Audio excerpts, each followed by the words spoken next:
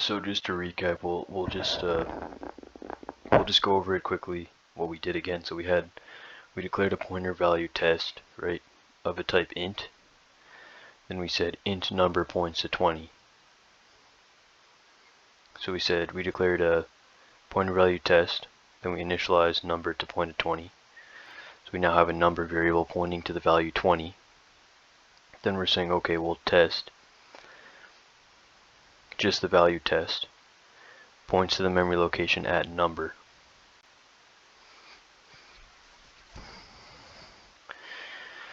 And then now we're changing. What's happening here is we're saying, okay, we'll take the pointer value and point it to 30. So in order to check that, we have to remember what we set test to. So we said, well, the value test, not the pointer value. So the pointer value before was 20, right? Now we're changing the pointer value to 30. But what's being stored at that memory location?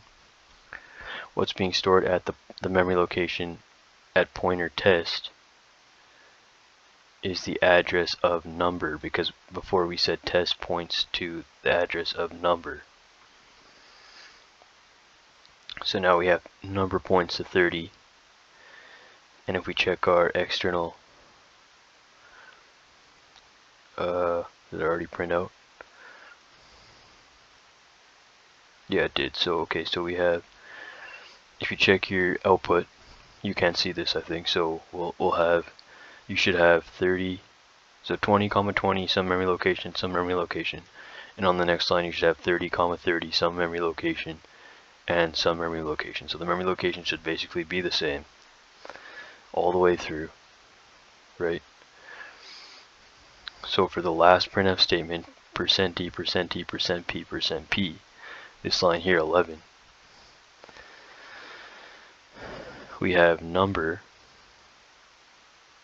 So number is just a value, right? So we're saying, okay, well, number points to 30 because we said the pointer value points to 30. So therefore that would change number, because we're saying it's a little confusing compared to setting nodes in Java, for example, because it's a little different, right?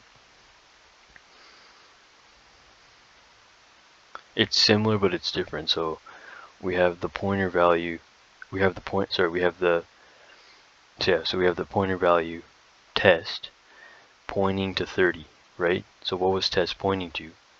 Test was pointing to the memory location address of number, right? So here we're saying, okay, well, what's number? Well, number is just an int, right? So it's just storing a value, which is an int. So number is currently storing 30 because we changed the pointer value test, which the value of test was pointing to the memory location of number. So that's why, since test points to the memory location at number, that the pointer value at test points to 30, which changes number. So hopefully you guys understand what's happening there. It's a little confusing. So then the pointer value test, of course, that would be easy because we just set it here. So it's just 30.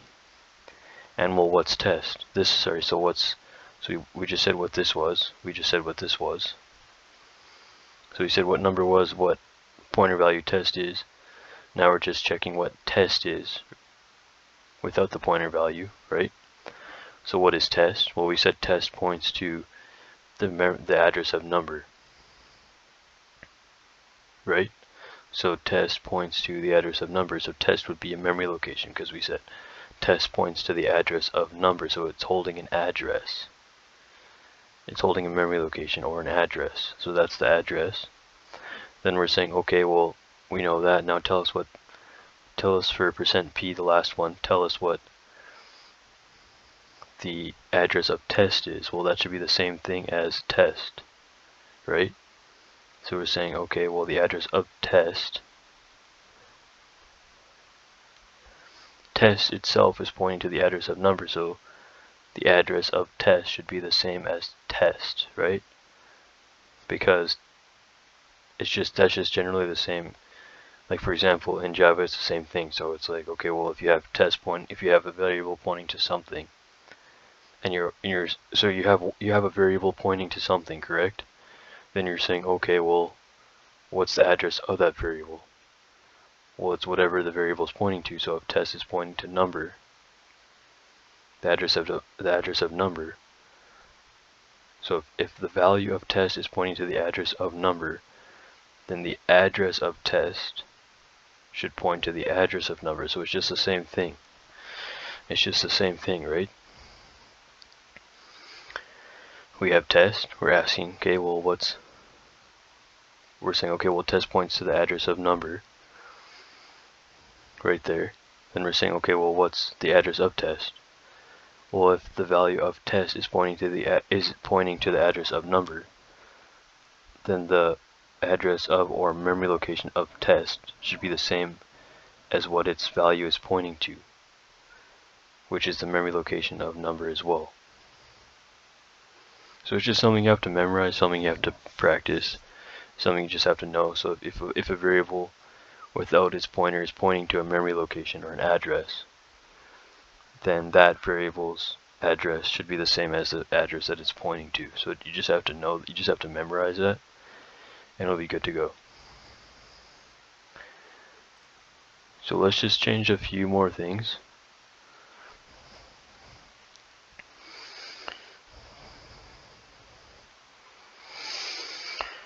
So here we'll take some input from the user. Well, it's just us, so we'll just say scanf %d, and we'll say the address of number. So we're saying, okay, well, we want to take a memory location to save to the address of number as an integer. So we'll just say here the address of number.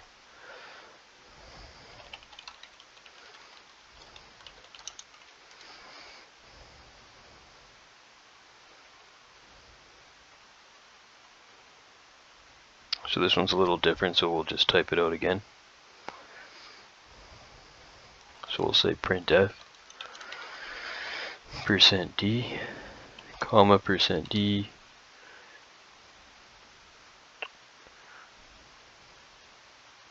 comma %p, comma %p, again, new line. We'll just pass in, we'll just say number. So we're getting the integer of number, right? Then we're getting the integer of the pointer value test.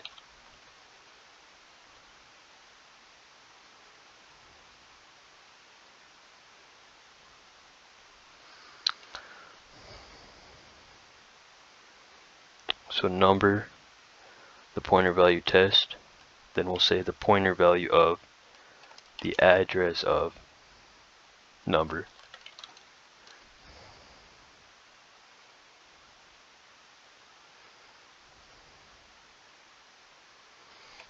Then we'll say, is there a typo here? Whoa, there is, my bad, so we missed a bunch of stuff. Oh, we missed a few, we at least missed a few format modifiers. So we have %d, that's my bad, so we have %d, %d, %d, %d, yeah, we only have two, so we should have a %d here. So %d, comma %d, comma %d, comma %p, comma %p, and we should have another one, comma %p. New line, then we're passing in number, the pointer value of test, comma the pointer value of the address of number, comma just test, comma the address of test, comma the address of number. So there's one that might be a little tricky. This one, it should just be the address, the pointer value at the address number. So I think that's what it means. We'll just double check.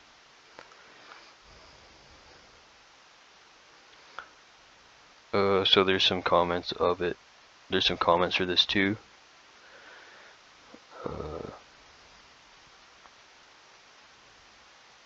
That's alright, so we'll just check what it is.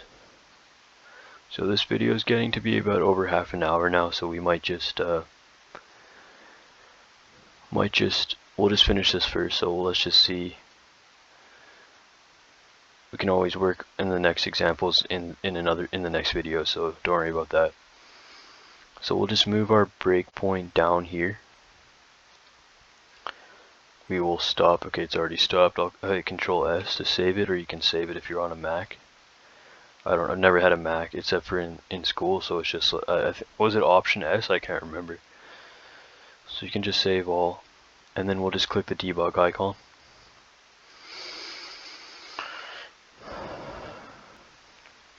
Okay, so we're at the scanf. We're going to take a memory location for a number. So let's just input something. I'll just say 123, just for simple purposes, so you guys don't get too confused. So we'll just have, we have printf. We're pretty much just going to step over this line. So number is now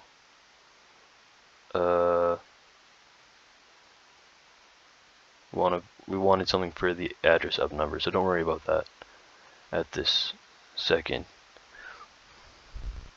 There's some different diagrams of the values themselves. They have different pictures. Like that's like a 3-line block of yellow. This one says, does that say O1 or Q1? I'm not sure what those diagrams mean exactly. There might be like a description somewhere on their website maybe. So that's alright. So we'll just so they probably mean something different. That's okay. So don't worry about that for now. We'll just step over this line. I'm gonna look at my output. So just have a look at your output since you can't see mine. So what I do have for output, I can just maybe can I copy that? No, I can't. So it's just 123, 123, 123.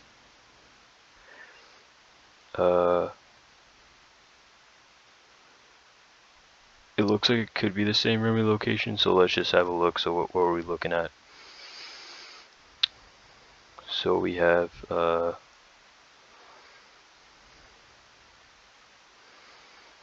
okay, so we have the first one, %d. So what's number?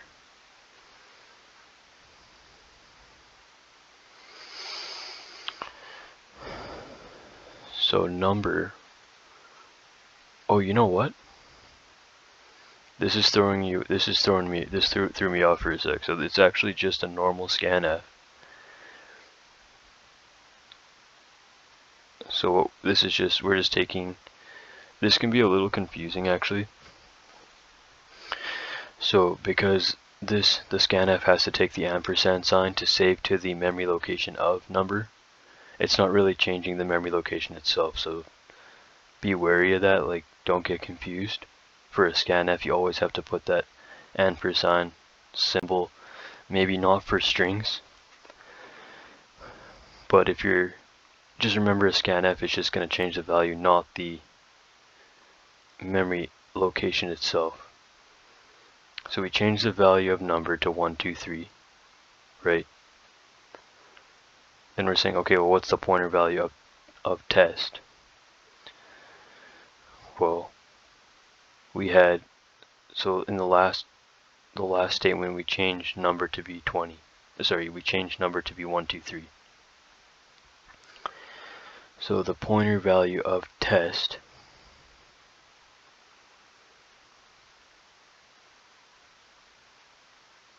so if we said that test above points to, we said originally that it's a little tricky because back here we said test points to the address of number. So if test points to the address of number, test is always going to be what number is. When we executed this line, the pointer value of test points at 30. The memory location was staying the same for number. We were just modifying its value. Now we again changed number's value to be 123. So when we call the pointer value test, well, test was originally number, even though we changed the pointer value here, we change it again here. So since test was pointing to the memory location of number, that means test would just be pointing to the pointer value would be pointing to 1, 2, 3. So it's a little confusing. It's just something you have to practice. Hopefully you guys kind of understand. You just have to go back and look. What was last set? Was it just a pointer value, or was it a memory location itself? That doesn't change until you change it again. This one, the pointer value did change because we changed the value of number's memory location here. Right, so now we're saying, okay, well, what's the pointer value at the address of number? Well, the pointer value at the address of number should just be 1, 2, 3, because the pointer value at the address of number, which we just changed number here, which is the address of number, right, is just 1, 2, 3. So then after that we're saying, okay, well, what's the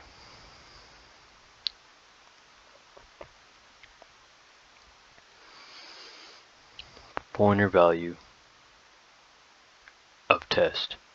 Well, what's test pointing to? So we're calling test.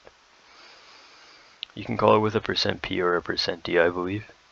Since test is a memory location, it would have probably worked both ways. They're just kind of changing it up here.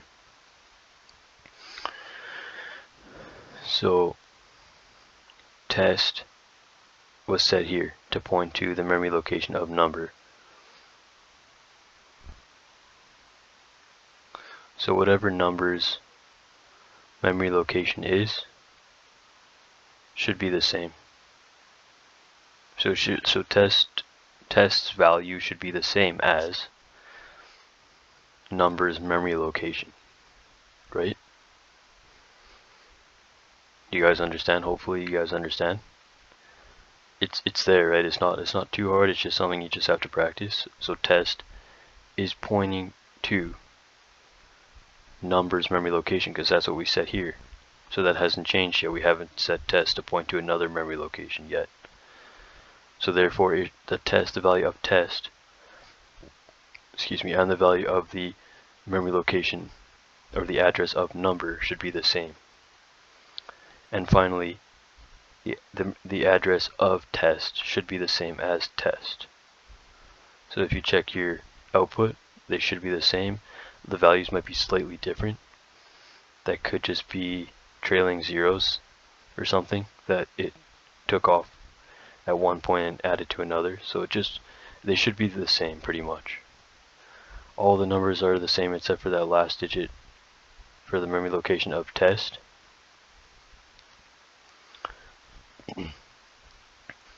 But just note it should be the same. So that we're just asking for the address of test. So test itself points to an address, so the address of test should basically should be the same. It should be pointing to the address of number, which is a value of test.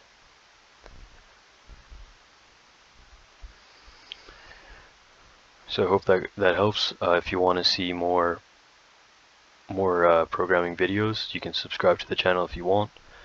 And we'll be working on some pointer examples next time. So I'll see you guys next time. Take care. Thanks.